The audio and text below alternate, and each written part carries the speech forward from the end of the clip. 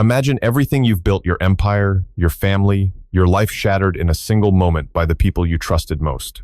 What if the love of your life, the one you gave 30 years and $50 million to, was secretly plotting to steal it all and leave you for dead? Picture driving through Charlotte's glittering streets, heart pounding, only to stumble upon a midnight blue Mercedes that rips your world apart. That's where my story begins. A $70 million betrayal so vile it'll make your blood run cold. Who's behind it? What did I hear that night? And how far would they go for 20 million more? Stay with RevengeX, because this tale of greed and deceit will hook you till the end. Subscribe, like, and share for more stories that hit like a sledgehammer.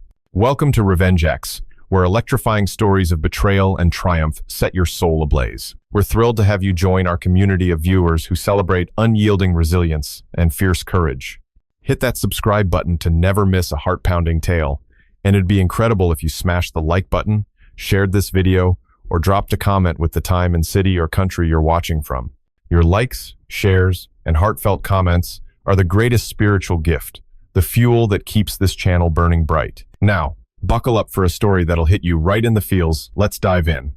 My name is William Bill Harper, a 62-year-old construction magnate who built Harper Enterprises from a single toolbox and a beat-up pickup truck into a $100 million empire that reshaped the skyline of Charlotte, North Carolina. For 30 years, I poured my soul into every brick, every beam, believing I was crafting a legacy not just for myself, but for my family, my wife, Evelyn, my high school sweetheart, and our daughter, Claire, now 35 and a rising star in corporate law. I thought my life was a testament to hard work and love, a story of grit and devotion. But on one crisp October evening in 2025, as the Carolina sunset bled red across the horizon, my world shattered in a way I never could have imagined. What I discovered outside my son-in-law's mansion wasn't just betrayal, it was a meticulously orchestrated plot to strip me of everything I'd built, a conspiracy so vile it turned 30 years of love into a lie and left my heart bleeding in ways no amount of money could ever fix. It was supposed to be a routine drive through Myers Park, Charlotte's wealthiest enclave, where sprawling estates hid behind wrought iron gates. I'd finished a 16-hour day overseeing the final concrete pour for a $50 million medical complex, my latest triumph. Exhausted but restless, I decided to swing by my son-in-law Ethan Caldwell's mansion to check on him. Ethan, a slick 38-year-old divorce attorney with a smile too polished to trust, had married Claire 5 years ago. I never warmed to him, his Rolex gleamed too brightly, his charm too calculated, but Claire loved him, and I'd learned to bite my tongue. My loyal foreman, Tommy Rivera, a 55-year-old bear of a man who'd been with me since the early days, had warned me about Ethan. "Boss, that guy's got snake eyes," Tommy said last week over beers at the Old Mecklenburg Brewery. "He's always asking about your contracts, your offshore accounts. Watch your back." I'd laughed it off, chalking it up to Tommy's protective streak. But as I turned onto Ethan's street, my gut twisted when I spotted Evelyn's midnight blue Mercedes G-Class parked brazenly at his gate, a $60,000 status symbol I'd bought her for our 30th anniversary just 3 months ago. The sight hit me like a sledgehammer. Evelyn had told me she was at a charity gala downtown, schmoozing with Charlotte's elite to secure donations for her art foundation. Why was her car here? My heart pounded, a sick premonition clawing at my chest. I parked my weathered Ford F-150 a block away, under the shadow of an ancient oak, and crept toward Ethan's mansion, my boots silent on the manicured lawn. The air was thick with the scent of magnolias, but all I could smell was betrayal. Through the half-open window of Ethan's study, their voices slithered out, sharp and venomous, slicing through the evening calm. "When the old bastard finally caves and signs the divorce papers, we'll have it all $50 million in assets.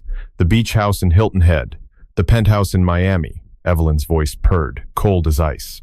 "I've played the doting wife for 30 years. Pretending to care about his boring construction stories, smiling through his endless boardroom dinners. God, the man actually thinks I love him." I froze, my breath catching in my throat. 30 years. 30 years of late nights, of building a life together, of believing her every "I love you" as I kissed her goodnight. My hands trembled as I fumbled for my phone, hitting record just as Ethan's smug lawyer voice chimed in. "The plan's airtight, Evelyn. We file in November. Cite irreconcilable differences. North Carolina's equitable distribution laws guarantee you half of everything $50 million, plus alimony for life. And with my buddy Vince Russo, that shady accountant from Ballantyne, we've got every bank statement, every property deed. Every stock portfolio copied. Bill's so trusting, he handed us the keys to his kingdom. Their laughter, her tinkling, cruel giggle, and his oily chuckle felt like a knife twisting in my gut. $50 million.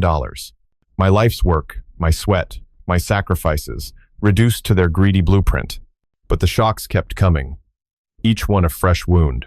A third voice joined them, Vince Russo himself, the weaselly accountant I'd met at a Chamber of Commerce event, who'd always seemed too eager to shake my hand. "I've funneled $3 million into a secret account for you two," Vince said, his voice dripping with self-satisfaction. "Bill's offshore trusts? I cracked those last month. $5 million sitting in the Caymans, untouchable, unless you know where to look." He's got no clue. $3 million stolen already, $5 million more at risk. My vision blurred, rage and heartbreak colliding like a storm. I pressed myself against the cold brick wall, my phone capturing every word, every laugh, every detail of their plot to bleed me dry. Then came the worst blow yet. "What about Claire?" Evelyn asked, her tone casual, as if discussing our daughter was no different from divvying up my fortune. "She's too smart for her own good, that one," Ethan sneered. "Her law degree makes her a problem, but I've got her wrapped around my finger. Told her I'm working pro bono cases to look noble. If she asks questions, we'll gaslight her, say Bill's losing it. Maybe early dementia. She'll buy it eventually. My daughter, my pride and joy, reduced to a pawn in their game. The betrayal wasn't just financial, it was personal, familial. A triple-layered dagger aimed at my heart. I wanted to scream, to storm in and confront them, but my years of navigating cutthroat construction deals held me back. I needed proof. I needed strategy. A twig snapped under my foot, and their voices cut off like a guillotine. "What was that?" Evelyn hissed, panic lacing her words. "Probably just a raccoon," Vince said, but his tone was tense. "Bill's at a site meeting, right? You said he's working late." "He better be," Ethan growled. "If he catches wind of this before we're ready, we're screwed. 50 million's on the line." I held my breath, my heart hammering so loud I was sure they'd hear it. 30 years of marriage, of building a life for Evelyn, for Claire, for us, and this was what it came to a clandestine meeting to dismantle everything I'd ever loved. My mind churned, torn between devastation and fury. Every memory of Evelyn, her smile at our wedding, her tears when Claire was born, her hand in mine during our 20th anniversary trip to Asheville now felt like a performance, a 30-year con. How had I been so blind? How had I missed the signs? Tommy's warnings echoed in my head, his gruff loyalty, a stark contrast to this nest of vipers. And Claire, my brilliant, trusting Claire, being manipulated by the man she'd vowed to love. The weight of their betrayal crushed me, but beneath the pain, something else stirred, a cold, calculating resolve. They thought they were playing chess with a fool.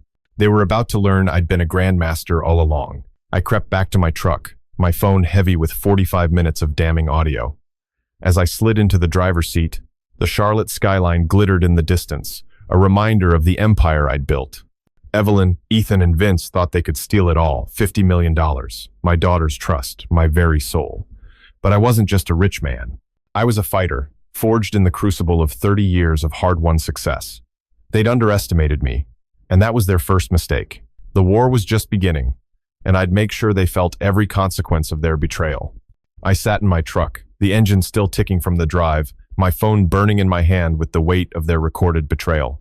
The Charlotte night pressed against the windows, thick with the hum of cicadas and the distant pulse of the city I'd helped build. My chest felt hollow, like someone had carved out my heart and replaced it with a $50 million question. How had I been so blind? Evelyn's voice, her cruel, mocking tone looped in my mind, each word a fresh cut. The old bastard thinks I love him.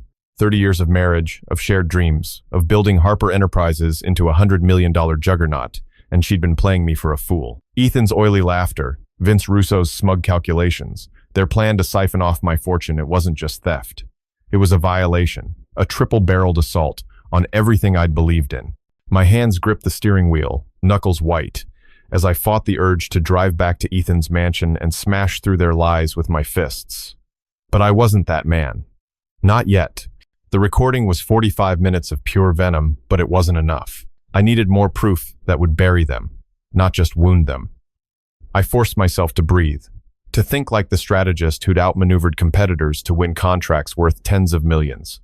Evelyn, Ethan, and Vince thought they were untouchable, scheming in their gilded cage while I slaved at construction sites. They were wrong. I'd built my empire on grit and instinct, and now those instincts screamed that their plot ran deeper than a simple divorce grab. My phone buzzed, snapping me out of my spiral. It was Tommy Rivera, my loyal foreman, his gruff voice a lifeline in the storm. "Boss, you okay? You didn't show for the crew's poker night at Dilworth Billiards." Tommy, 55, built like a linebacker and straight as an arrow, had been my rock since we poured our first foundation in 1995. He'd never trusted Ethan, always called him that slick-talking leech. I hesitated, then spilled just enough. "Tommy, I found something bad. Real bad. Evelyn's at Ethan's place, and they're planning to clean me out." Tommy's silence was heavy. The kind that comes from a man who's seen betrayal on job sites and in bars, but never expected it here. "Jesus, Bill, what's the play? You know I've got your back." His loyalty grounded me, a reminder that not everyone in my world was a snake. I told him to keep it quiet, but to dig into Ethan's dealings with our subcontractors, any dirt, any whispers. Tommy grunted. "That bastard's been sniffing around your contracts too long. I'll get you something." As I hung up, another shock hit. A text from Claire, my daughter, the one piece of my heart they hadn't yet crushed. "Dad, you at Ethan's? Saw your truck nearby. Mom said she's at a gala, but her car's there. What's going on?" My stomach lurched. Claire, with her lawyer's mind and her mother's green eyes, was already sniffing out the lies. I typed back, "Just checking a job site, sweetheart. Probably a mix-up." But the lie tasted bitter. Protecting her meant hiding the truth for now. My mind churned, replaying their voices. Ethan's words had been vicious, street-sharp, dripping with contempt. "That dumbass Bill's been pouring concrete while we've been stacking his millions," he'd sneered. "Thinks he's king of Charlotte, but he's just a mark, a fat wallet waiting to be gutted." The raw, thuggish edge to his tone wasn't the polished attorney Claire married. It was the real Ethan, a hustler in a $1,000 suit. And Vince, that greasy weasel, had chimed in, "50 million's just the start. Once we bleed him dry, I've got a guy in Miami who'll flip the beach house for 10 million more." Old man's too busy playing hero to notice. Their words weren't just plans, they were taunts, each one a middle finger to the life I'd built. But then came the third shock, a gut punch I hadn't seen coming. Another voice on the recording, faint but unmistakable, had slipped through during a pause. "Don't forget the life insurance policy," a woman's voice said, cold and clipped. 20 million payout if Bill has an accident. It was Lisa Monroe, Evelyn's best friend, the socialite who'd always hovered at our parties with a fake smile and a wine glass. A fourth conspirator. My blood ran cold. They weren't just after my money, they were plotting my end. The realization hit like a freight train. This wasn't just betrayal. It was a death sentence wrapped in dollar signs. My heart raced, torn between fear and fury. I'd spent 30 years shielding Evelyn from every hardship, buying her diamonds, funding her charities, believing her tears of gratitude. Now, those tears mocked me, each one a lie in a $70 million con. And Lisa, who'd hugged me at Claire's wedding, who'd called me the best husband in Charlotte, was in on it, dreaming of a $20 million payout if I accidentally fell off a scaffold. The layers of deceit stacked higher, each one more grotesque than the last. I wanted to scream, to call Evelyn and demand answers, but my inner strategist, the one who'd outbid rivals for city contracts, clamped down hard. They wanted me broken, emotional, reckless. I wouldn't give them the satisfaction. Instead, I drove to a dive bar on the edge of Noda, a gritty corner of Charlotte where neon signs flickered and the jukebox played Johnny Cash. I needed space to think, to plan. Inside, I found Maria Alvarez, a 42-year-old private investigator I'd hired years ago to catch a thieving supplier. Maria, sharp as a tack and loyal to a fault, was nursing a bourbon at the bar. "You look like hell, Bill," she said, her dark eyes narrowing. I slid her my phone, let her hear the recording. Her jaw tightened as Evelyn's voice filled the air, mocking my trust. "These bastards are playing dirty," Maria muttered. "Give me 2 days. I'll dig up everything, bank records, phone logs, even Lisa's dirty laundry." Her loyalty, like Tommy's, was a lifeline, but it couldn't dull the pain. I stared into my untouched whiskey, my mind a battlefield. Every memory of Evelyn, her laugh at our beach house, her hand on mine during Claire's graduation now felt like a script she'd rehearsed. Had she ever loved me? Or was I just a means to an end, a walking ATM for her and her pack of vultures? Another shock hit as Maria's phone pinged. She'd already tapped into Ethan's email a favor from an old contact at the DA's office. "Bill, you need to see this," she said, sliding her phone over. An email from Ethan to Vince, sent an hour ago. Old man's truck was outside, If he heard anything, we moved to plan B. Lisa's got a guy who can stage the accident. 20 million's worth the risk. My hands shook, rage and betrayal boiling over. They weren't just stealing my fortune, they were planning my murder. The bar's smoky haze seemed to close in, my world shrinking to the cold truth. The woman I'd loved for 30 years, the son-in-law I'd tolerated, the friend I'd trusted, and a hired killer were all conspiring to erase me. But I wasn't going down without a fight. I looked at Maria, my voice steady despite the storm inside. Get me everything you can on Lisa. I want their whole damn house of cards to collapse. As I stepped back into the Charlotte night, the city I'd built felt like a battlefield. Evelyn, Ethan, Vince, and Lisa thought they'd outsmarted me. They were about to learn what happens when you betray a man who spent his life building and fighting for what's his. I sat in my truck, the engine still ticking from the drive, my phone burning in my hand with the weight of their recorded betrayal. The Charlotte night pressed against the windows, thick with the hum of cicadas and the distant pulse of the city I'd helped build. My chest felt hollow, like someone had carved out my heart and replaced it with a $50 million question. How had I been so blind? Evelyn's voice, her cruel, mocking tone looped in my mind, each word a fresh cut. That dumbass Bill's too busy playing construction king to see us gutting his empire. Ethan's sneer followed. The old prick's so blind, he'll hand us 50 million on a silver platter. And Lisa's chilling addition, 20 million if he takes a tumble. Each word was a blade, slicing through 30 years of memories, Evelyn's hand in mine at our beach house, her laughter during Claire's college graduation, now all poisoned by their greed. I pulled into the parking lot of Harper Enterprises, my company's headquarters, a fortress of glass and steel that stood as a monument to my life's work. The security guard, Jamal Carter, a 30-year-old former Marine who'd been with me for 5 years, waved me through with a nod. "Late night, boss?" he called, his voice steady but warm, the kind of loyalty that felt like a lifeline after the snake pit I'd uncovered. "Yeah, Jamal," I said, forcing a smile.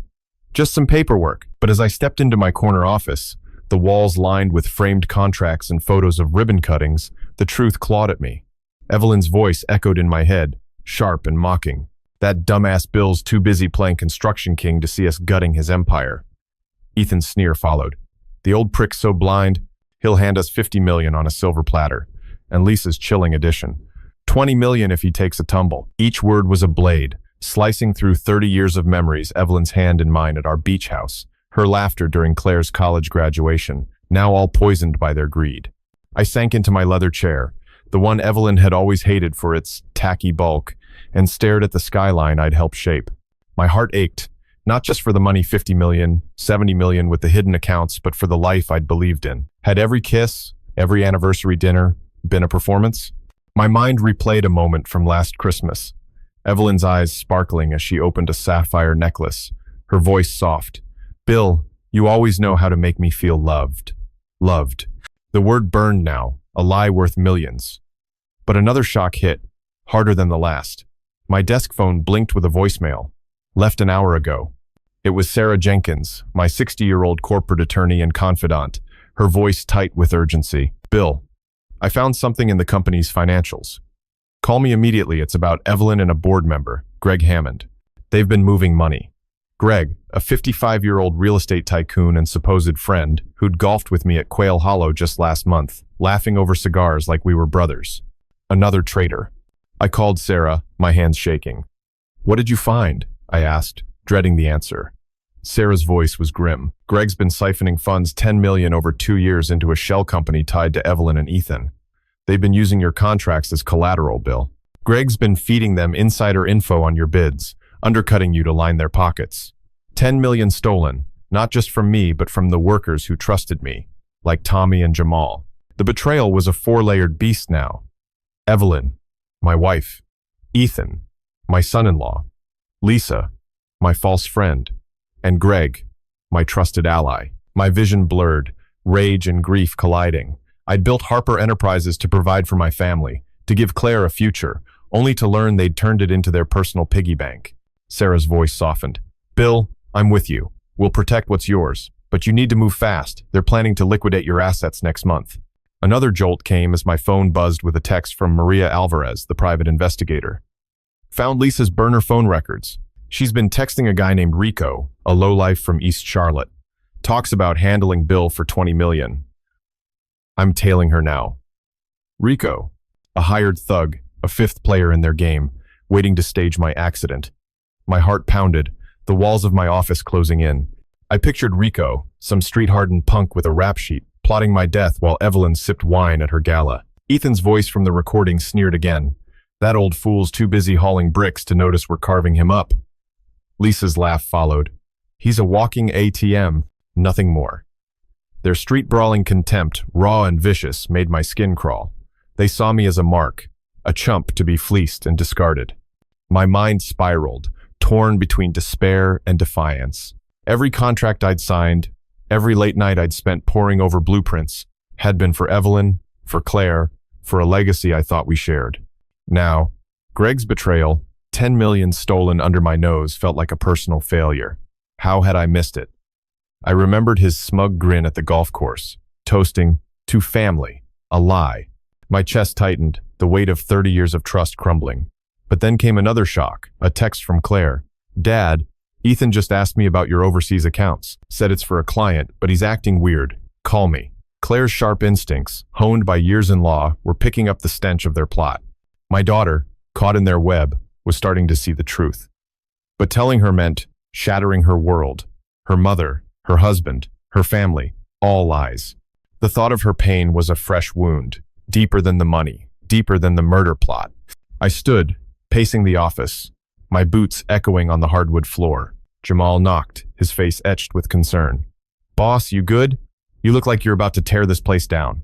His loyalty, like Tommy's and Sarah's, was a spark in the darkness. Just fighting some ghosts, Jamal, I said, my voice hoarse.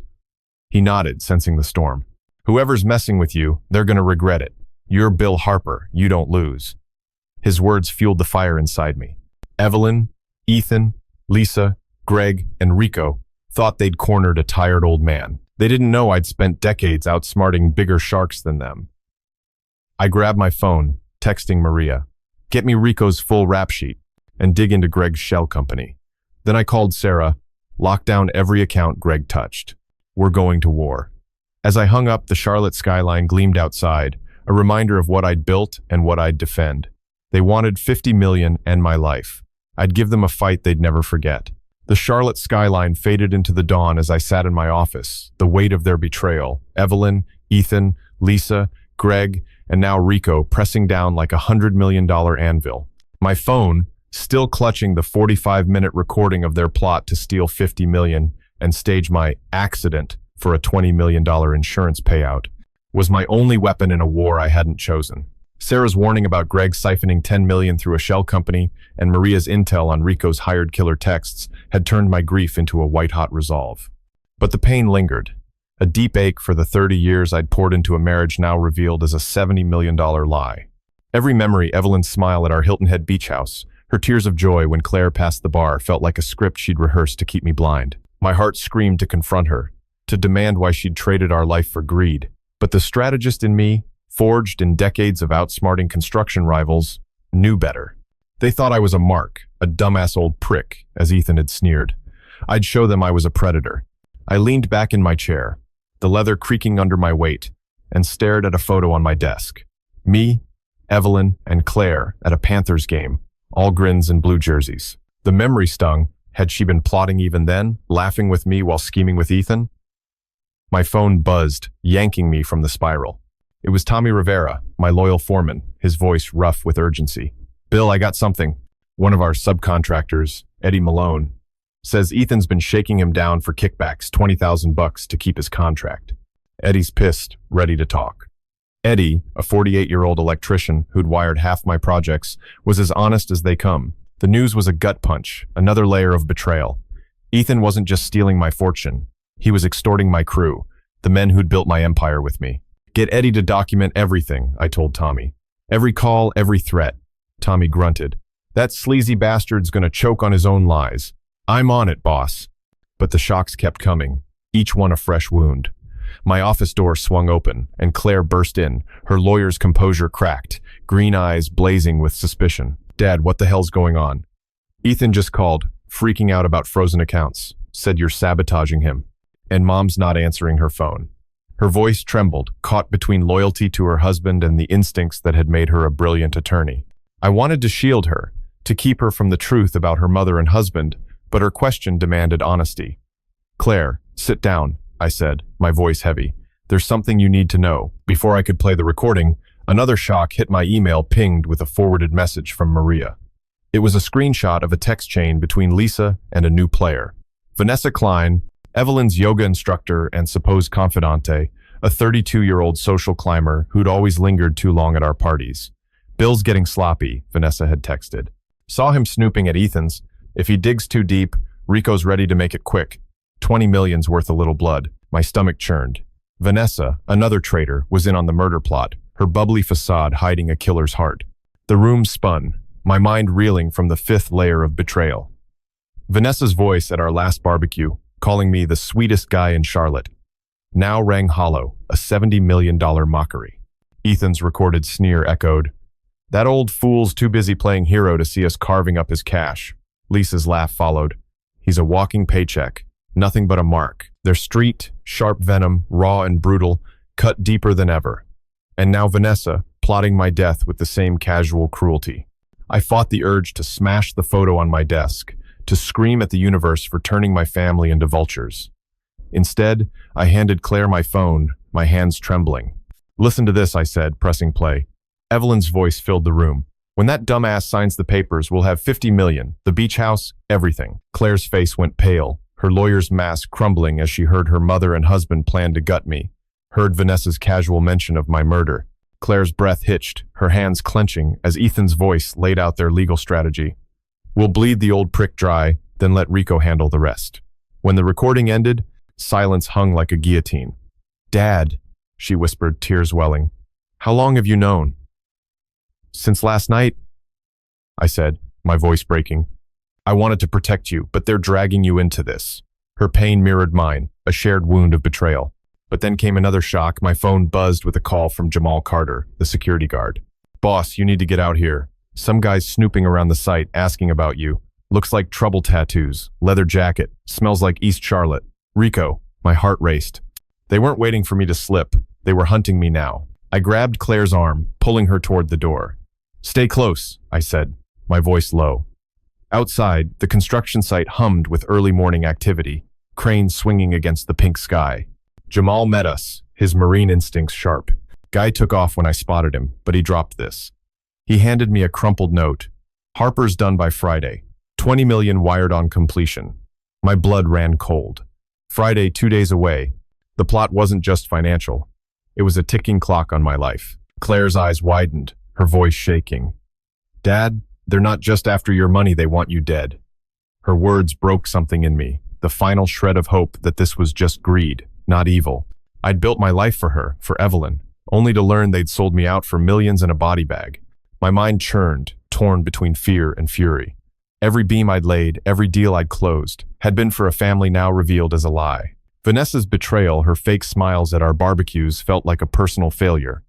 How had I trusted her? Greg's theft, Ethan's extortion, Lisa's murder plot, and now Rico's stalking. It was a 6-layered nightmare, each one more vicious than the last. But Claire's presence grounded me. "Dad, we fight this," she said, her voice steel despite her tears. "I'm not losing you." Her loyalty, like Tommy's, Sarah's, and Jamal's, was a spark in the dark. I nodded, my resolve hardening. "Call Maria," I told her. "Tell her to track Rico and Vanessa. We're not running, we're fighting." As we stepped back into the dawn, the Charlotte skyline loomed, a battlefield I'd built and would defend. Evelyn, Ethan, Lisa, Greg, Vanessa, and Rico thought they'd cornered a fool.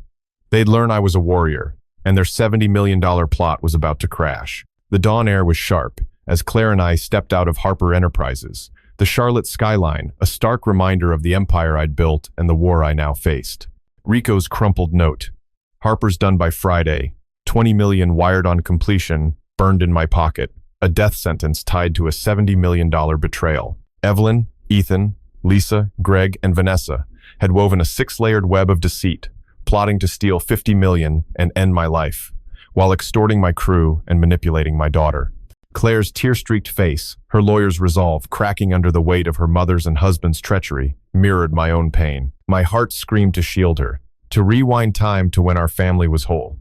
But the strategist in me, the man who'd outbid corporate giants for $100 million contracts, knew this was a fight for survival. Their voices haunted me, Ethan's street-sharp sneer cutting deepest. That old prick's too busy hauling bricks to see us gutting his wallet. I wasn't just a target. I was prey in their eyes, a dumbass mark to be bled dry. But they'd miscalculated. I was no victim. Back in my truck, the engine rumbling like my rising fury, I drove toward South End, Charlotte's hipster heart, where Maria Alvarez had set up a makeshift command center in a coffee shop called the Common Market. Claire sat beside me, her silence heavy, her hands clenched as she processed the recording that exposed her mother and husband. "Dad," she finally said, her voice raw, "how do you keep going? They're not just stealing, they're trying to kill you." Her words were a knife, twisting the wound of 30 years of lies. I wanted to tell her it was love for her that kept me standing, but the truth was darker. Rage, cold and focused, was my fuel now. "We fight smart, Claire," I said, my voice steady despite the storm inside. "They think they've won. We'll show them they're wrong." She nodded, her green eyes hardening, a spark of the lawyer who'd never lost a case. At the Common Market, Maria was waiting, her laptop open, a Red Bull can beside her. "Got something new," she said, her voice clipped, professional, but her eyes burned with the same loyalty as Tommy and Jamal. "Vanessa's been wiring money $500,000 to a guy named Marcus Tate, a crooked cop from the Charlotte-Mecklenburg PD. He's on Rico's payroll, covering tracks for the accident they're planning." Another shock, a seventh layer of betrayal. Marcus, a 45-year-old officer I'd met at charity fundraisers, always quick with a handshake and a thanks for supporting the badge. Now he was guarding their murder plot for a cut of $20 million. My chest tightened, the air thick with the stench of corruption. "That slimy bastard Bill thinks he's untouchable," Vanessa's voice from a new text Maria showed me sneered. "Marcus will make sure he's roadkill before he sniffs out our $70 million. The street-brawling venom, in her words, raw and vicious, was a fresh wound. They weren't just thieves, they were monsters. My mind reeled, torn between despair and defiance. Every handshake with Marcus, every donation to the police fund, now felt like a setup, a $70 million con I'd funded myself. I remembered his grin at last year's gala, toasting to Charlotte's finest. A lie. The betrayal was a living thing, clawing at my soul. But another shock hit before I could process it. My phone buzzed with a voicemail from Eddie Malone, the electrician Ethan had extorted. "Bill, it's worse than I thought." Eddie's voice shook. "Ethan's been selling your project bids to Greg's rival firm, $15 million in contracts lost. And he's got a hacker, some kid named Dylan Price, breaking into your servers for more." Dylan, a 22-year-old tech whiz I'd hired for IT support, was the eighth traitor, a punk I'd trusted with my company's digital backbone. My vision blurred. Rage and grief colliding. $15 million in lost contracts. My crew's livelihoods at stake. All because I'd been blind. Claire's gasp broke the silence. "Dad? Dylan? He was at my wedding. Said you were like a father to him." Her voice cracked, her pain a mirror of mine. I wanted to scream, to tear down the world that had turned my family, my friends, my employees into vultures. But Maria's voice cut through, sharp and urgent. "There's more. I hacked Ethan's cloud drive. He's got a video security footage from your beach house. Shows you and Evelyn arguing last month. They're editing it to make it look like abuse, planning to leak it to the press. A third shock in minutes, a fabricated scandal to paint me as a monster, to justify their $70 million heist and my murder." Ethan's recorded voice sneered again. "That old bastard's gonna look like a wife beater by Monday. The press'll eat it up, and Claire'll buy it too." My heart sank. They were weaponizing my daughter's trust, turning her against me. I stood, pacing the coffee shop, the smell of espresso and indie music clashing with the war in my head. Every moment with Evelyn, her hand on mine during our last beach house sunset, her whispered, "I love you," was a performance. A 30-year lie to secure $50 million and a $20 million payout. Marcus Dillon, the fake video. It was a 9-layered nightmare, each betrayal more vicious than the last. My mind churned, torn between the man who'd loved his family and the warrior who'd built an empire. Had I been too trusting, too focused on cranes and contracts to see the snakes in my home? Claire's hand on my arm pulled me back. "Dad, they're trying to break you. Don't let them." Her voice, steady despite her tears, was a lifeline. Tommy's loyalty, Maria's grit, Jamal's vigilance, they were my army, small but fierce. Are you enjoying the story so far? I'd love to hear your thoughts. Just drop a quick comment below to share how you feel. It only takes a few seconds. but your words give me the motivation and inspiration to make every chapter more thrilling and engaging. Go ahead, let me know what's on your mind, and now, let's dive back into the story. But the shocks weren't done. My phone pinged with a text from Sarah Jenkins, my attorney. Bill. Emergency. Greg's filed a lawsuit against Harper Enterprises, claiming you owe him $10 million for consulting fees. It's a cover to tie up your assets before they liquidate. My blood ran cold. Greg, the man I'd golfed with, was now suing me. A legal ambush to paralyze my company while Rico planned my death. Vanessa's voice from Maria's text echoed, "That dumbass will be bankrupt and buried before he knows what hit him." Their street-sharp cruelty was relentless, a taunt to my 30 years of honest work. I turned to Maria. "Get me Dylan's access logs. If he's hacking my servers, I want proof." To Claire, I said, "Call your firm. We need a countersuit against Greg by tomorrow." As we left the common market, the Charlotte morning buzzed with life, but I saw only a battlefield. Evelyn, Ethan, Lisa, Greg, Vanessa, Marcus, and Dylan thought they'd outsmarted me. They'd learn I was a fighter, and their $70 million plot was about to burn. The Charlotte morning buzzed with life, but as Claire and I left the common market, the city felt like a trap closing in. Rico's note, "Harper's done by Friday. 20 million wired on completion," sat heavy in my pocket. A grim reminder of the $70 million betrayal orchestrated by Evelyn, Ethan, Lisa, Greg, Vanessa, Marcus, and Dylan. Their plot wasn't just to steal 50 million, it was to erase me, body and soul, while framing me as an abuser to manipulate Claire and the press. My daughter's resolve, her tear-streaked face hardening into a lawyer's steel, was the only light in this storm. My heart ached for the family we'd lost. For the 30 years, I'd believed in Evelyn's love, now exposed as a calculated performance. Their voices echoed, Ethan's street-sharp sneer slicing deepest. "That old prick's too busy playing boss to see us gutting his empire." But I wasn't the fool they thought. I'd built Harper Enterprises from dirt, and I'd fight to keep it, even as their 9-layered conspiracy tightened around me. We drove to my Myers Park home, the mansion I'd built for Evelyn, its white columns and manicured gardens now mocking me with every memory of our life together. Inside, the silence was suffocating, the air thick with ghosts of laughter and love that had been lies. I wanted to collapse, to let the weight of their betrayal, 10 million siphoned by Greg, 15 million in lost contracts, a fake abuse video crush me. But Claire's hand on mine, her voice steady, pulled me back. "Dad, we're not done. They're escalating. So we escalate too." Her loyalty, alongside Tommy, Sarah, Jamal, and Eddie, was my anchor. I nodded, my resolve sharpening like a blade. "Let's get to work." But before we could strategize, a new shock hit my security system, pinged with an alert. Someone had tried to access my home's cameras, the ones I'd installed after a break-in scare last year. Maria's text followed. "Dylan's hacking your home network. He's feeding live footage to Ethan. They're watching you now." My blood ran cold. My own house, my sanctuary, was a surveillance trap. The betrayal cut deeper than ever, a 10th layer of deceit. Dylan, the kid I'd mentored, was turning my home into their war room, feeding Ethan and Evelyn every move I made. My mind spiraled, torn between rage and despair. I'd built this house for Evelyn, spent countless nights planning its every detail, her dream kitchen, the wraparound porch, believing it was our forever. Now, it was their spy hub, a $70 million betrayal wired into my walls. Ethan's recorded voice sneered again. "That old bastard's so blind, he'll sleep through us, ripping his life apart." Vanessa's laugh followed. "He's a walking cash machine, too dumb to check his own cameras." Their street-brawling contempt, raw and vicious, was a fresh wound. I wanted to tear the walls down, to scream at the betrayal. But Claire's voice cut through. "Dad, we shut this down. Now." She was already dialing her firm, her lawyer's instincts kicking in, but another shock hit before I could respond. My phone buzzed with a call from Tommy Rivera, his voice tight with panic. "Boss, you gotta hear this. I got a tip from a buddy at the city planning office. Lisa's been bribing an official, Carla Brooks, to block your permits, 20 million in projects stalled. She's working with Greg to tank your bids." Carla, a 50-year-old bureaucrat I'd known for a decade, always quick with a smile at City Hall meetings, was the 11th traitor. My stomach churned. 20 million installed projects meant layoffs, broken promises to my crew, men like Eddie who'd trusted me for years. The betrayal was a living thing, clawing at my soul.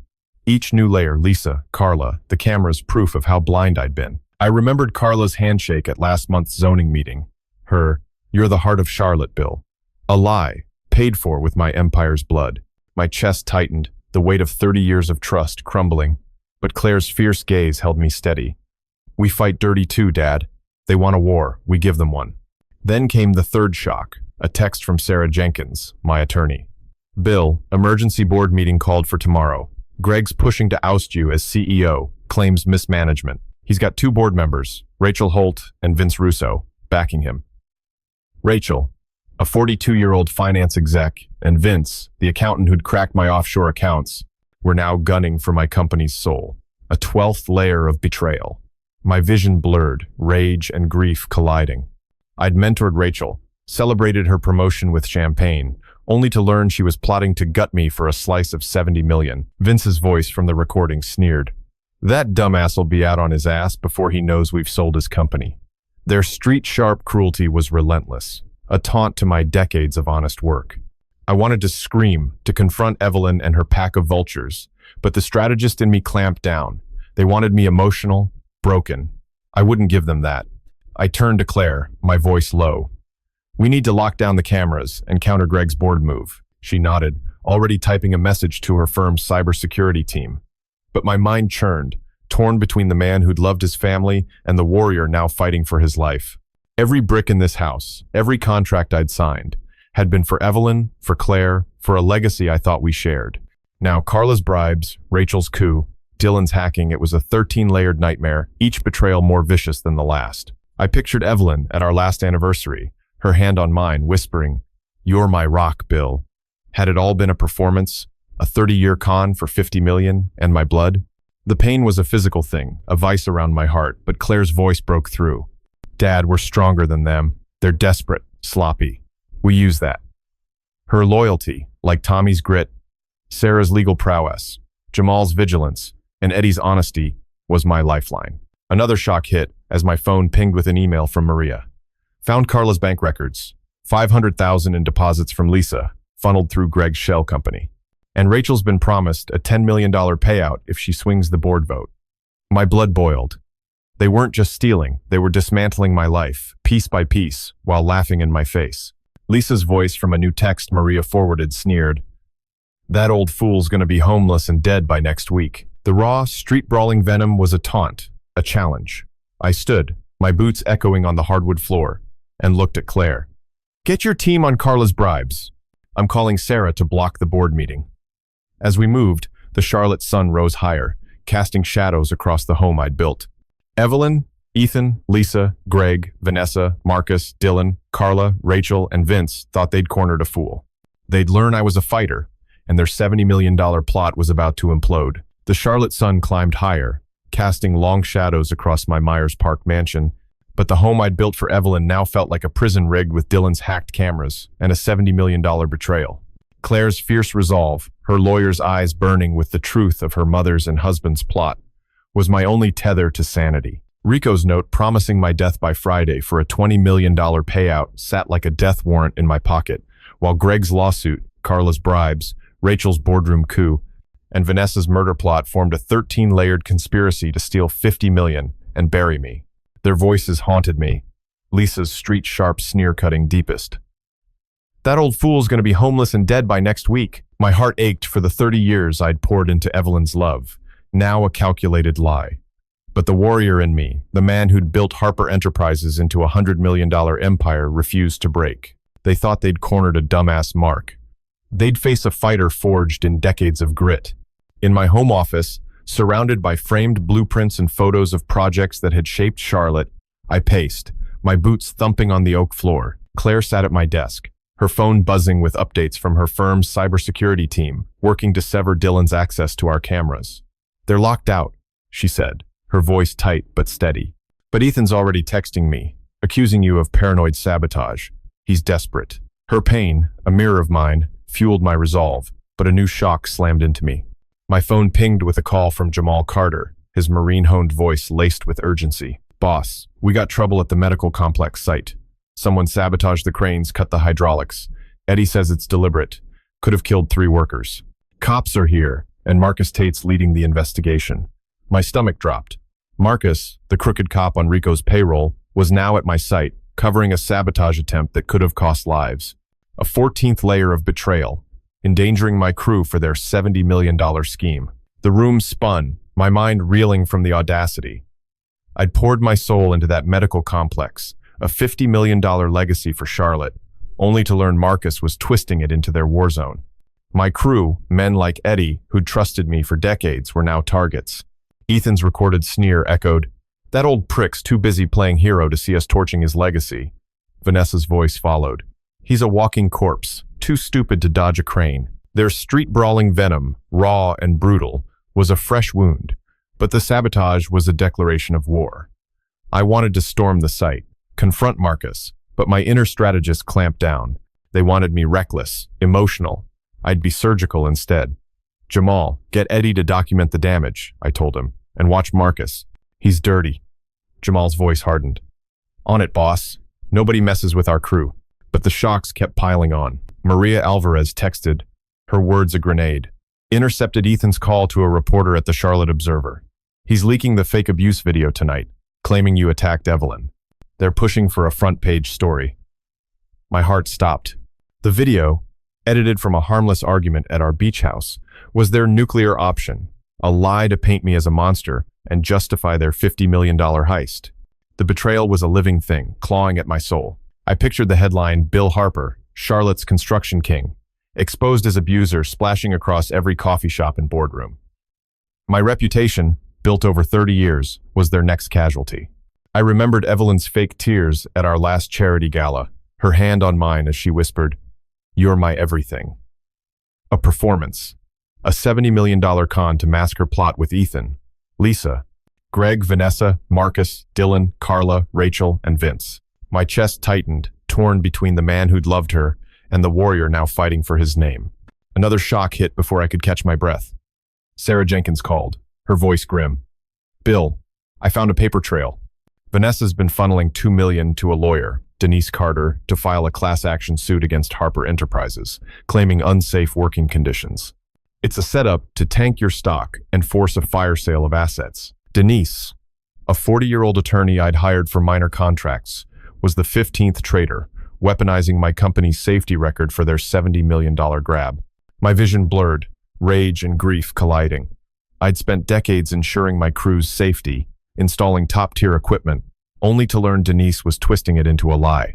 Lisa's voice from a new text Maria forwarded sneered, "That dumbass will be begging for pennies when we're done gutting his empire." The street, sharp cruelty was relentless, a taunt to my life's work. I wanted to scream, to confront Evelyn and her vultures, but Claire's voice cut through. "Dad, we can stop the video. My firm's got contacts at the Observer. We'll demand proof." Then came the third shock, a voicemail from Tommy Rivera, his voice shaking.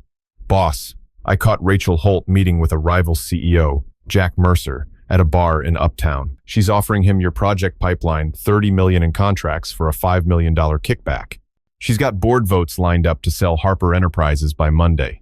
Jack, a 55-year-old competitor I'd outbid for years, was the 16th traitor, a vulture circling my empire. My mind spiraled, torn between despair and defiance. Every blueprint on my walls, every handshake with Rachel, was a lie.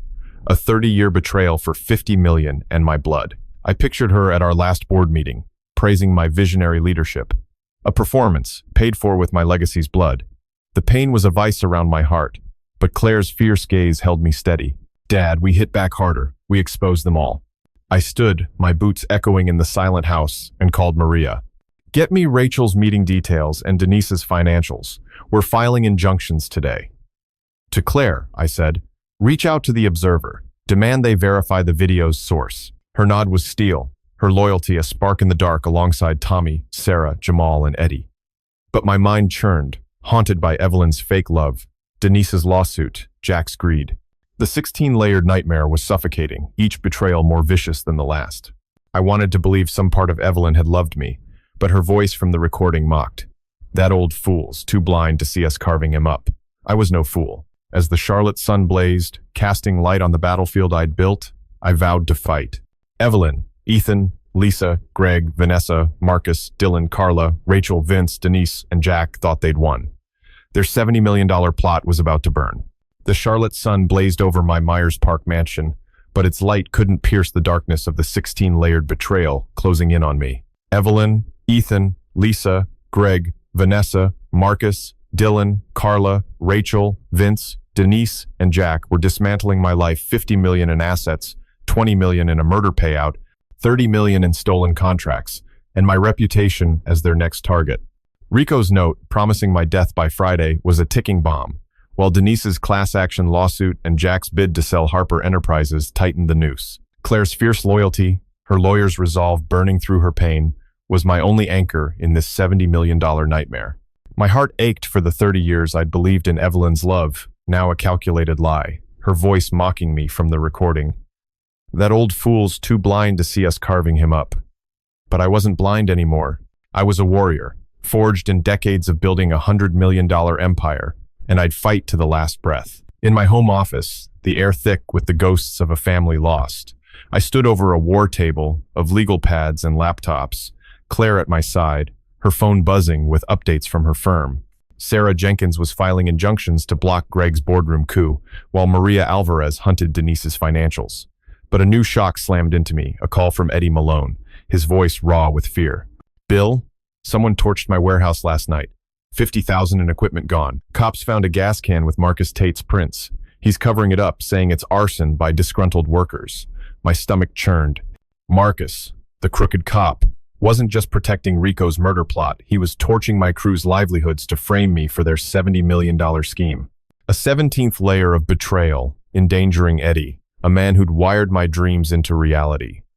Ethan's recorded sneer echoed, "That dumbass'll be crying over his burned-out legacy while we cash out." Lisa's voice followed, "He's a walking dead man, too stupid to smell the smoke." Their street-brawling venom, raw and vicious, was a fresh wound, but the arson was a declaration of total war. My mind reeled, torn between rage and despair.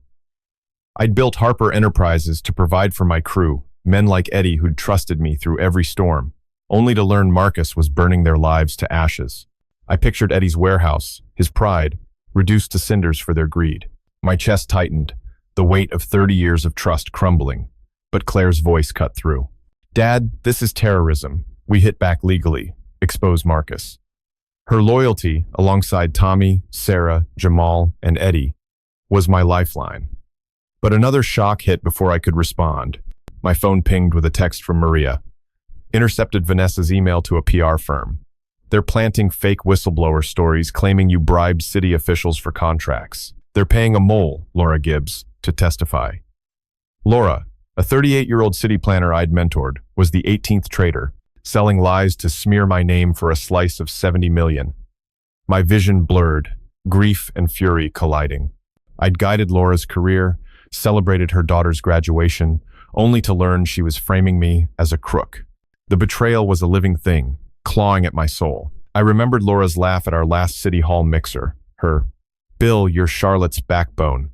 A lie paid for with my reputation's blood. Vanessa's voice from a new text sneered, "That old prick's going to be Charlotte's biggest scandal by tomorrow." The street-sharp cruelty was relentless, a taunt to my decades of honest work. I wanted to scream, to confront Evelyn and her vultures, but a third shock hit a voicemail from Tommy Rivera, his voice shaking. "Boss, Jack Mercer's got a new player. Your old CFO, Mike Donovan, is back. He's feeding them your tax records, claims you hid 20 million in offshore accounts to dodge taxes. They're building a federal case." Mike, a 60-year-old retiree I'd thrown a farewell party for, was the 19th traitor, resurrecting from my past to gut me for their $70 million plot. My heart stopped. 20 million in legal tax shelters, my life savings, now twisted into a federal crime. My mind spiraled, torn between the man who'd loved his family and the warrior fighting for survival. Every handshake with Mike, every mentorship with Laura was a lie, a 30-year betrayal for 50 million, and my blood. I pictured Mike's toast at his retirement party, calling me the best boss in Charlotte, a performance paid for with my empire's soul. The pain was a vice around my heart, but Claire's fierce gaze held me steady. "Dad, we can prove those accounts are legal." Sarah's got the paperwork. Her loyalty was a spark in the dark, but the weight of 19 betrayals. Evelyn, Ethan, Lisa, Greg, Vanessa, Marcus, Dylan, Carla, Rachel, Vince, Denise, Jack, Laura, Mike was suffocating. I wanted to believe some part of Evelyn had loved me, but her voice mocked. That dumbass'll be begging for pennies when we're done. I stood, my boots echoing on the oak floor, and called Sarah. File a defamation suit against Laura and a fraud charge against Mike. We're exposing their lies. To Claire, I said, get your firm to audit my tax records. We're clearing my name.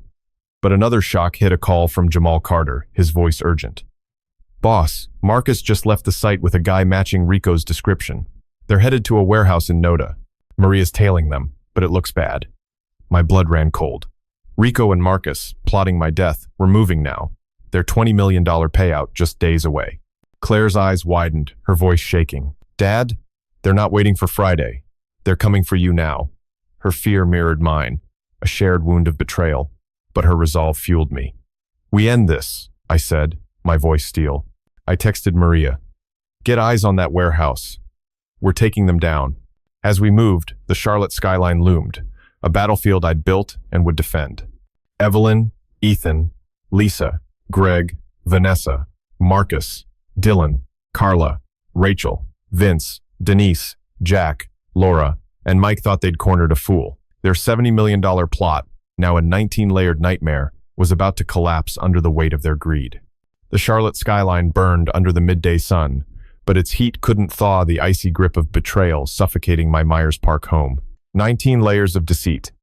Evelyn, Ethan, Lisa, Greg, Vanessa, Marcus, Dylan, Carla, Rachel, Vince, Denise, Jack, Laura, Mike, and more had woven a $70 million web to steal $50 million, frame me as an abuser, and end my life for a $20 million payout.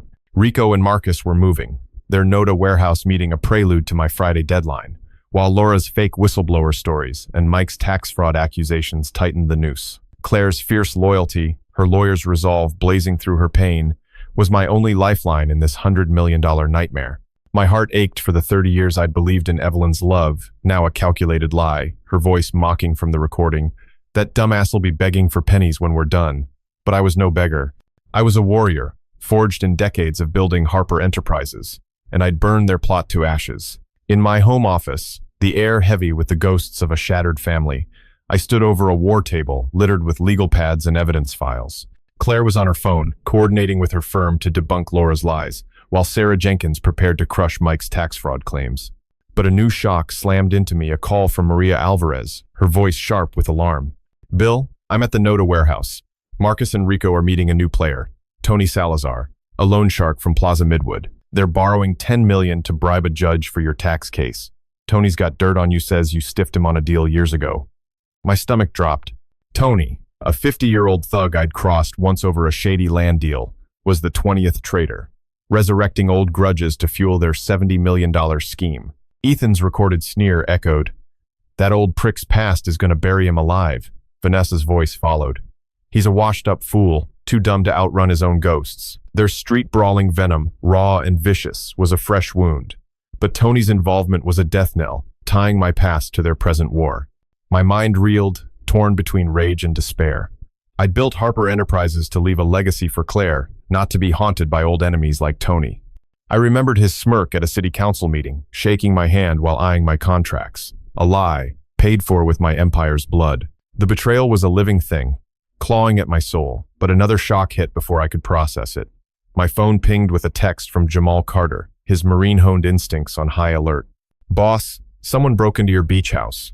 Cops found a burner phone with texts from Denise to a guy named Leo Cruz, a private security goon. He's planting evidence, drugs, fake documents to frame you for trafficking. Leo, a 42-year-old ex-mercenary I'd hired for site security, was the 21st traitor, turning my Hilton Head sanctuary into a crime scene for their $50 million heist. My vision blurred, grief and fury colliding. I'd trusted Leo to protect my projects, only to learn he was planting lies to destroy me. The pain was a vice around my heart. Every memory of the beach house, Evelyn's laughter during sunset walks, Claire's childhood sandcastles was now a $70 million mockery. Lisa's voice from a new text sneered. That dumbass'll be in cuffs before he knows we've sold his soul. The street-sharp cruelty was relentless, a taunt to my decades of honest work. I wanted to scream, to tear down the world that had turned my allies into vultures. But Claire's voice cut through. Dad, we can trace Leo's texts. will prove it's a setup. Her loyalty, alongside Tommy, Sarah, Jamal, and Eddie, was my anchor, but a third shock hit a voicemail from Eddie Malone, his voice shaking. "Bill, Carla Brooks just leaked your project plans to a rival firm. 25 million in future contracts gone.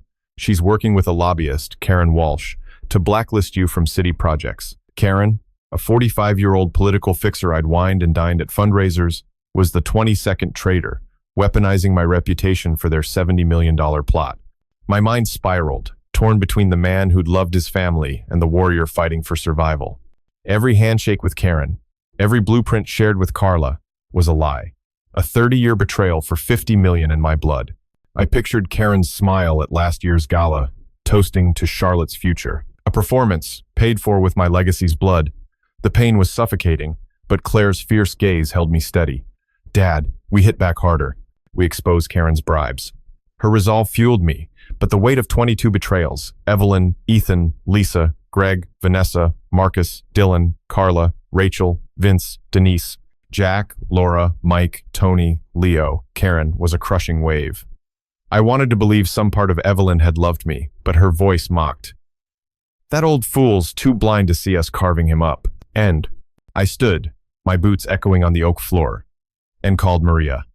"Get me Tony's loan records and Leo's burner phone logs. We're building a case." To Claire, I said, "File a complaint against Karen with the City Ethics Board." But another shock hit a call from Sarah Jenkins, her voice grim. "Bill, Vanessa's hired a hacker, Sophie Nguyen, to leak your personal emails to the press. They're twisting your words to paint you as a corrupt CEO. Sophie's already accessed your cloud 10 years of correspondence." Sophie, a 30-year-old tech consultant I'd recommended for jobs, was the 23rd traitor, turning my private words into their weapon. My heart stopped. 10 years of emails, my dreams, my fears, my love for Evelyn now fodder for their $70 million scandal. Vanessa's voice from a new text sneered, "That dumbass'll be a pariah by sundown." The raw, street-brawling venom was a taunt, a challenge. I turned to Claire, my voice steel despite the storm inside. "Get your firm to secure my cloud. We're suing Sophie for hacking." Her nod was fierce, her loyalty a spark in the dark alongside Tommy, Sarah, Jamal, and Eddie. As the Charlotte sun blazed, casting shadows across the battlefield I'd built, I vowed to fight. Evelyn, Ethan, Lisa, Greg, Vanessa, Marcus, Dylan, Carla, Rachel, Vince, Denise, Jack, Laura, Mike, Tony, Leo, Karen, and Sophie thought they'd won. Their $70 million plot, now a 23-layered nightmare, was about to implode under the weight of their greed. The Charlotte sun scorched the city, but its heat couldn't thaw the chilling grip of betrayal suffocating my Myers Park office. 23 layers of deceit. Evelyn, Ethan, Lisa, Greg, Vanessa, Marcus, Dylan, Carla, Rachel, Vince, Denise, Jack, Laura, Mike, Tony, Leo, Karen, Sophie, and their vulture allies had spun a $70 million web to steal $50 million, frame me as a criminal, and end my life for a $20 million payout. Rico's warehouse meeting with Marcus, Sophie's hacked emails, and Karen's blacklist were a ticking clock, with my death slated for Friday. Claire's fierce loyalty, her lawyer's resolve blazing through her shattered trust, was my only lifeline in this $100 million nightmare. My heart bled for the 30 years I'd believed in Evelyn's love. Now a calculated lie, her voice mocking from the recording. "That dumbass'll be a pariah by sundown." But I was no pariah. I was a warrior, forged in decades of building Harper Enterprises, and I'd torched their plot to ashes. My office, once a sanctuary of blueprints and triumphs, was now a war room, littered with evidence files and coffee cups. Claire paced, her phone buzzing with updates from her firm, while Sarah Jenkins drafted lawsuits against Karen and Sophie. But a new shock slammed into me, a call from Tommy Rivera, his voice raw with panic. "Boss, I followed Marcus to a dive bar in Noda. He's meeting a guy named Ray Delgado, a crooked DA from Mecklenburg County. They're planning to indict you for fraud, 30 million, in misappropriated funds. Ray's got a fake witness, your old lawyer, Paul Kendrick." My stomach dropped. Paul, a 62-year-old attorney I'd trusted with my early contracts, was the 24th traitor, resurrecting from my past to frame me for their $70 million scheme. Ethan's recorded sneer echoed, "That old prick's gonna rot in jail while we cash his empire." Lisa's voice followed, "He's a washed-up loser, too stupid to dodge a rap sheet." Their street-brawling venom, raw and vicious, was a fresh wound, But Paul's betrayal was a gut punch, tying my legacy to a fabricated crime. My mind reeled, torn between rage and despair. I'd built Harper Enterprises to provide for Claire, not to be dismantled by old allies like Paul. I remembered his toast at my first major project launch, calling me Charlotte's visionary. A lie, paid for with my empire's blood. The betrayal was a living thing, clawing at my soul. But another shock hit a text from Maria Alvarez. Intercepted Vanessa's call to a tabloid, the Queen City Star. They're running a story tomorrow claims you abused Claire as a kid. They've got a fake therapist, Diane Powell, ready to testify. My heart stopped. Diane, a 50-year-old psychologist I'd referred clients to, was the 25th traitor, twisting my love for Claire into a monstrous lie for their $50 million heist. My vision blurred, grief and fury colliding. I'd carried Claire on my shoulders at Panthers games, cheered her through law school, only to learn Diane was painting me as a monster to destroy my bond with her. The pain was a vice around my heart. Every memory of Claire, her giggles at our beach house, her graduation speech thanking me was now a $70 million mockery. Vanessa's voice from a new text sneered, "That dumbass'll lose his kid and his cash before he blinks." The street-sharp cruelty was relentless, a taunt to my decades of devotion. I wanted to scream, to confront Evelyn and her vultures, but Claire's voice cut through, trembling but fierce. "Dad, this is evil. They're using me to break you. We'll sue Diane for defamation." Her loyalty, alongside Tommy, Sarah, Jamal, and Eddie, was my lifeline. But a third shock hit a voicemail from Jamal Carter, his voice tight. "Boss, Leo Cruz just tried to plant a bomb at the medical complex site. Eddie caught him, but Marcus let him walk, claiming insufficient evidence. They're escalating." My blood ran cold. Leo, the ex-mercenary, wasn't just framing me for trafficking, he was planting explosives to kill my crew for their $20 million payout. My mind spiraled, torn between the man who'd loved his family and the warrior fighting for survival. Every moment with Paul, every referral to Diane, was a lie. A 30-year betrayal for $50 million and my blood. I pictured Diane's warm smile at a charity event, thanking me for my trust. A performance paid for with my daughter's love. The pain was suffocating, but Claire's fierce gaze held me steady. "Dad, we can trace Leo's bomb supplies. We'll nail Marcus." Her resolve fueled me. But the weight of 25 betrayals, Evelyn, Ethan, Lisa, Greg, Vanessa, Marcus, Dylan, Carla, Rachel, Vince, Denise, Jack, Laura, Mike, Tony, Leo, Karen, Sophie, Ray, Paul, Diane, was a crushing wave. I wanted to believe some part of Evelyn had loved me, but her voice mocked, "That old fool's too blind to see us carving him up." I stood, my boots echoing on the oak floor, and called Maria. "Get me Ray's indictment papers and Diane's patient records. We're exposing their lies." To Claire, I said, "File an emergency injunction against the Queen City Star. Stop that story." But another shock hit a call from Sarah Jenkins, her voice grim. "Bill, Rachel's leaked your client list to a rival firm, Nexus Construction. $40 million in future contracts gone. She's working with a board member, Ellen Shapiro, to force a vote to liquidate Harper Enterprises." Ellen, a 48-year-old exec I'd mentored, was the 26th traitor, selling my clients for a slice of $70 million. My heart stopped. $40 million in contracts, my crew's future, now fodder for their greed. Lisa's voice from a new text sneered, "That dumbass'll be a nobody by Monday." The raw, street-brawling venom was a taunt, a challenge. I turned to Claire, my voice steel, despite the storm inside. "Get your firm to freeze Nexus's bids. We're suing Ellen for breach of fiduciary duty." Her nod was fierce, her loyalty a spark in the dark alongside Tommy, Sarah, Jamal, and Eddie. As the Charlotte sun blazed, casting shadows across the battlefield I'd built, I vowed to fight. Evelyn, Ethan, Lisa, Greg, Vanessa, Marcus, Dylan, Carla, Rachel, Vince, Denise, Jack, Laura, Mike, Tony, Leo, Karen, Sophie, Ray, Paul, Diane, and Ellen thought they'd won.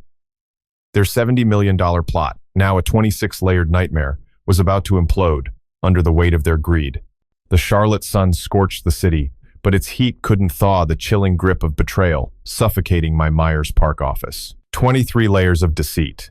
Evelyn, Ethan, Lisa, Greg, Vanessa, Marcus, Dylan, Carla, Rachel, Vince, Denise, Jack, Laura, Mike, Tony, Leo, Karen, Sophie, and their vulture allies had spun a $70 million web to steal $50 million, frame me as a criminal, and end my life for a $20 million payout. Rico's warehouse meeting with Marcus, Sophie's hacked emails, and Karen's blacklist were a ticking clock, with my death slated for Friday. Claire's fierce loyalty, her lawyer's resolve blazing through her shattered trust, was my only lifeline in this $100 million nightmare. My heart bled for the 30 years I'd believed in Evelyn's love, now a calculated lie, her voice mocking from the recording, "That dumbass'll be a pariah by sundown." But I was no pariah. I was a warrior, forged in decades of building Harper Enterprises, and I'd torched their plot to ashes. My office, once a sanctuary of blueprints and triumphs, was now a war room, littered with evidence files and coffee cups. Claire paced, her phone buzzing with updates from her firm, while Sarah Jenkins drafted lawsuits against Karen and Sophie. But a new shock slammed into me, a call from Tommy Rivera, his voice raw with panic. "Boss, I followed Marcus to a dive bar in Noda. He's meeting a guy named Ray Delgado, a crooked DA from Mecklenburg County. They're planning to indict you for fraud, $30 million in misappropriated funds." "Ray's got a fake witness, your old lawyer, Paul Kendrick." My stomach dropped. Paul, a 62-year-old attorney I'd trusted with my early contracts, was the 24th traitor, resurrecting from my past to frame me for their $70 million scheme. Ethan's recorded sneer echoed, "That old prick's gonna rot in jail while we cash his empire." Lisa's voice followed, "He's a washed-up loser, too stupid to dodge a rap sheet." Their street, brawling venom, raw and vicious, was a fresh wound, but Paul's betrayal was a gut punch, tying my legacy to a fabricated crime. My mind reeled, torn between rage and despair. I'd built Harper Enterprises to provide for Claire, not to be dismantled by old allies like Paul. I remembered his toast at my first major project launch, calling me Charlotte's visionary. A lie, paid for with my empire's blood. The betrayal was a living thing, clawing at my soul. But another shock hit a text from Maria Alvarez. Intercepted Vanessa's call to a tabloid, the Queen City Star. "They're running a story tomorrow, claims you abused Claire as a kid. They've got a fake therapist, Diane Powell, ready to testify." My heart stopped. Diane, a 50-year-old psychologist I'd referred clients to, was the 25th traitor, twisting my love for Claire into a monstrous lie for their $50 million heist. My vision blurred, grief and fury colliding. I'd carried Claire on my shoulders at Panthers games, cheered her through law school, only to learn Diane was painting me as a monster to destroy my bond with her. The pain was a vice around my heart. Every memory of Claire, her giggles at our beach house, her graduation speech thanking me was now a $70 million mockery. Vanessa's voice from a new text sneered, "That dumbass will lose his kid and his cash before he blinks." The street-sharp cruelty was relentless, a taunt to my decades of devotion. I wanted to scream, to confront Evelyn and her vultures, but Claire's voice cut through, trembling but fierce. "Dad, this is evil. They're using me to break you. We'll sue Diane for defamation." Her loyalty, alongside Tommy, Sarah, Jamal, and Eddie, was my lifeline. But a third shock hit a voicemail from Jamal Carter, his voice tight. "Boss, Leo Cruz just tried to plant a bomb at the medical complex site. Eddie caught him, but Marcus let him walk, claiming insufficient evidence. They're escalating." My blood ran cold. Leo, the ex-mercenary, wasn't just framing me for trafficking, he was planting explosives to kill my crew for their $20 million payout. My mind spiraled, torn between the man who'd loved his family and the warrior fighting for survival. Every moment with Paul, every referral to Diane, was a lie, a 30-year betrayal for $50 million and my blood. I pictured Diane's warm smile at a charity event, thanking me for my trust. A performance paid for with my daughter's love. The pain was suffocating, but Claire's fierce gaze held me steady. "Dad, we can trace Leo's bomb supplies. We'll nail Marcus." Her resolve fueled me, but the weight of 25 betrayals, Evelyn, Ethan, Lisa, Greg, Vanessa, Marcus, Dylan, Carla, Rachel, Vince, Denise, Jack, Laura, Mike, Tony, Leo, Karen, Sophie, Ray, Paul, Diane, was a crushing wave. I wanted to believe some part of Evelyn had loved me, but her voice mocked. "That old fool's too blind to see us carving him up." I stood, my boots echoing on the oak floor, and called Maria. "Get me Ray's indictment papers and Diane's patient records. We're exposing their lies." To Claire, I said, "File an emergency injunction against the Queen City Star. Stop that story." But another shock hit a call from Sarah Jenkins, her voice grim. "Bill, Rachel's leaked your client list to a rival firm, Nexus Construction. 40 million in future contracts gone. She's working with a board member, Ellen Shapiro, to force a vote to liquidate Harper Enterprises. Ellen, a 48-year-old exec I'd mentored, was the 26th trader, selling my clients for a slice of 70 million. My heart stopped. 40 million in contracts, my crew's future, now fodder for their greed. Lisa's voice from a new text sneered. That dumbass will be a nobody by Monday. The raw, street-brawling venom was a taunt, a challenge. I turned to Claire, my voice steel despite the storm inside. Get your firm to freeze Nexus's bids. We're suing Ellen for breach of fiduciary duty. Her nod was fierce, her loyalty a spark in the dark alongside Tommy, Sarah, Jamal, and Eddie. As the Charlotte sun blazed, casting shadows across the battlefield I'd built, I vowed to fight. Evelyn, Ethan, Lisa, Greg, Vanessa, Marcus, Dylan, Carla, Rachel, Vince, Denise, Jack, Laura, Mike, Tony, Leo, Karen, Sophie, Ray, Paul. Diane and Ellen thought they'd won. Their $70 million plot, now a 26-layered nightmare, was about to implode under the weight of their greed. The Charlotte sun sank into dusk, casting long shadows across my Myers Park war room, but its fading light couldn't dim the fire of my resolve against a 29-layered betrayal. Evelyn, Ethan, Lisa, Greg, Vanessa, Marcus, Dylan, Carla, Rachel, Vince, Denise, Jack, Laura, Mike, Tony, Leo, Karen, Sophie, Ray, Paul. Diane, Ellen, Neil, Mia, Frank, and their growing cabal had spun a $70 million web to steal $50 million, frame me as a monster, and end my life for a $20 million payout. Frank's stage strike, Mia's hit piece, and Neil's bond sales were a ticking clock, with my death set for Friday. Claire's fierce loyalty, her lawyer's resolve burning through her shattered world, was my only lifeline in this $100 million nightmare. My heart bled for the 30 years I'd believed in Evelyn's love. Now, a calculated lie, her voice mocking from the recording. That dumbass will be penniless by Wednesday. But I was no fool. I was a warrior, forged in decades of building Harper Enterprises, and I'd shatter their plot like steel. My office, once a monument to my triumphs, was littered with evidence files and takeout containers, a testament to our sleepless fight. Claire was on her phone, coordinating with her firm to block the Queen City Star's smear campaign, while Sarah Jenkins drafted lawsuits against Frank and Mia. But a new shock slammed into me, a call from Tommy Rivera, his voice raw with panic. Boss, I tailed Leo to a motel in East Charlotte. He's meeting a guy named Victor Hayes, a crooked IRS agent. They're forging documents to seize your offshore accounts, 20 million frozen by Monday. My stomach dropped. Victor, a 55-year-old tax official I'd met at civic dinners, was the 30th trader, weaponizing my legal savings for their $70 million scheme. Ethan's recorded sneer echoed, that old prick's gonna be broke and crying by next week. Lisa's voice followed. He's a washed-up chump, too stupid to hide his cash. Their street-brawling venom, raw and vicious, was a fresh wound, but Victor's betrayal was a gut punch, turning my financial security into their weapon. My mind reeled, torn between rage and despair. I'd built Harper Enterprises to secure Claire's future, not to be dismantled by old allies like Victor. I remembered his handshake at a city fundraiser, praising my civic duty. A lie paid for with my empire's blood. The knowledge of his betrayal, the education in how deeply my trust had been exploited, was a living thing, clawing at my soul. But another shock hit a text from Jamal Carter. Boss, Karen's leaked your personal financials to a blogger, Tara Lynch, claiming you're laundering money. Story drops tomorrow.